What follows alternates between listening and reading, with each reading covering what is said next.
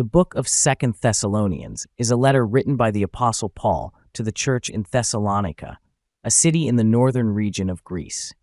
It is believed to have been written between 50 to 51 AD, shortly after Paul's first letter to the Thessalonians, and is considered one of the earliest letters written by Paul. The purpose of this letter was to address certain concerns and issues that had arisen in the Thessalonian church after Paul's initial visit. Paul had received a report that the church was facing persecution, confusion, and false teachings about the second coming of Christ. Therefore, he wrote this letter to provide guidance, encouragement, and clarification on these matters. The book begins with the customary greeting and salutation from Paul, Silas, and Timothy, who were co-workers and fellow missionaries with Paul. They thank God for the Thessalonians' faith, love, and perseverance amidst persecution. Paul then goes on to affirm the church's faith and encourages them to continue to grow in their faith, love, and righteous living. One of the main themes of 2 Thessalonians is the second coming of Christ. The Thessalonian Christians were confused and afraid because some false teachers had told them that the day of the Lord had already come. Paul corrects this misconception by reminding them of the signs that will precede the second coming of Christ and assures them that it has not yet happened. He also warns them against being deceived by false prophets and teachings, and urges them to hold on to the traditions that he had taught them. Another important theme in this letter is the issue of idleness and disorder within the church.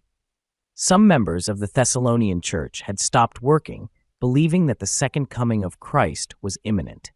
As a result, they were living off the generosity of their fellow believers, causing disorder and division within the church.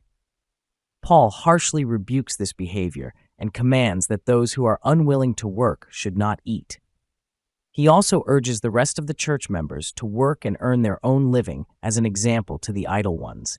In addition to addressing these issues, Paul also encourages the Thessalonians to pray without ceasing and to give thanks to God in all circumstances. He also asks for their prayers for his mission work and reaffirms his love for them. Paul concludes the letter with a final exhortation for the believers to stand firm in their faith and to not grow weary in doing good.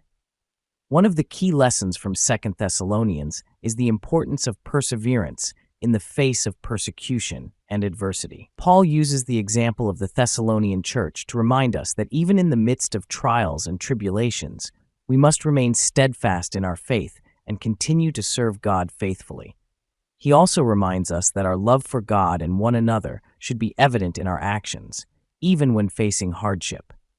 This is a relevant reminder for Christians today, as we continue to face persecution and challenges in our walk of faith. Furthermore, the book emphasizes the importance of sound doctrine and being vigilant against false teachings.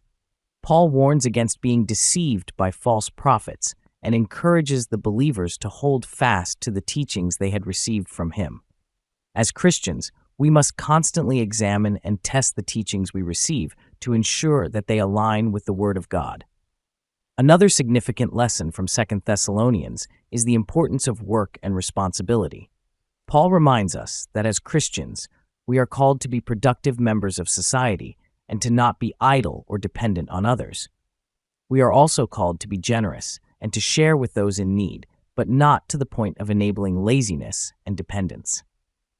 In conclusion, the book of 2 Thessalonians is a letter that addresses important issues that were relevant to the Thessalonian church at the time, but also contains lessons and insights that are still relevant and applicable to Christians today.